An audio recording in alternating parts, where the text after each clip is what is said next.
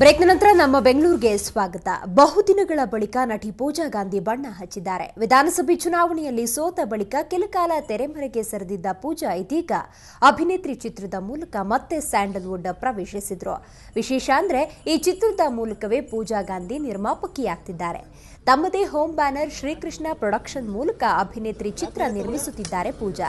ಸತೀಶ್ ಪ್ರಧಾನ್ ನಿರ್ದೇಶಕನ ಜವಾಬ್ದಾರಿಯನ್ನು ಹೊತ್ತಿದ್ದಾರೆ. ಕಂಠೀರವ ಸ್ಟುಡಿಯೋದಲ್ಲಿ ಅಭಿನೇತ್ರಿ ಚಿತ್ರದ ಮುಹೂರ್ತ ನಡೆಯಿತು. ಈ ವೇಳೆ ಸುವರ್ಣ ನ್ಯೂಸ್ ಜೊತೆ ಮಾತನಾಡಿದ ಅವರು ಸಿನಿಮಾ ರಾಜಕೀಯದ ಬಗ್ಗೆ ತಮ್ಮ ಕನಸನ್ನ ಹಂಚಿಕೊಂಡರು.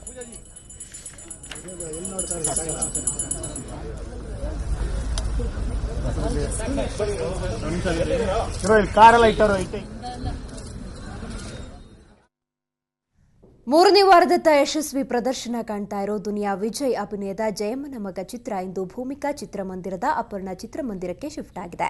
ಕಾರಣ ಈ ಚಿತ್ರಕ್ಕೆ ಮಹಿಳೆಯರ ಸಂಖ್ಯೆ ಜಾಸ್ತಿ ಆಗಿರೋದ್ರಿಂದ ನಗರದ ಹೃದಯ ಭಾಗದಲ್ಲಿರೋ ಚಿತ್ರಮಂದಿರಕ್ಕೆ ಶಿಫ್ಟ್ ಮಾಡಲಾಗಿದೆ. ಇಂದು ಅಪರ್ಣ ಚಿತ್ರಮಂದಿರದಲ್ಲಿ ಮೊದಲ ಶೋ ಆರಂಭಕ್ಕೂ ಮುನ್ನ ದುನಿಯಾ ವಿಜಯ್ ಅಣ್ಣಮ್ಮ ದೇವಸ್ಥಾನದಲ್ಲಿ ಪೂಜೆ ಸಲ್ಲಿಸಿದರು.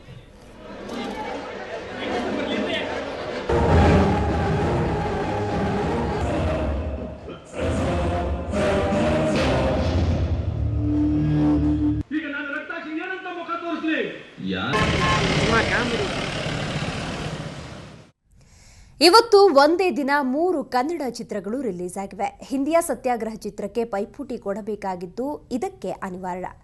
ಇಷ್ಟಕ್ಕೂ 3 ಚಿತ್ರಗಳ ಬಗ್ಗೆ ಪ್ರೇಕ್ಷಕರ ಅಭಿಪ್ರಾಯ ಏನಿದೆ ಅಂತ ನೋಡ್ತಾ ಇವತ್ತಿನ ನಮ್ಮ ಬೆಂಗಳೂರು ಮುಗಿಸ್ತಾ ಇದ್ದೀನಿ. ನೇರ ದಿಟ್ಟ ನಿರಂತರ ಸುದ್ದಿಗಾಗಿ ನೋಡ್ತಾ ಇರಿ ಸುವರ್ಣ ನ್ಯೂಸ್. ಕ್ಲೈಮ್ಯಾಕ್ಸ್ ಚೆನ್ನಾಗಿದೆ.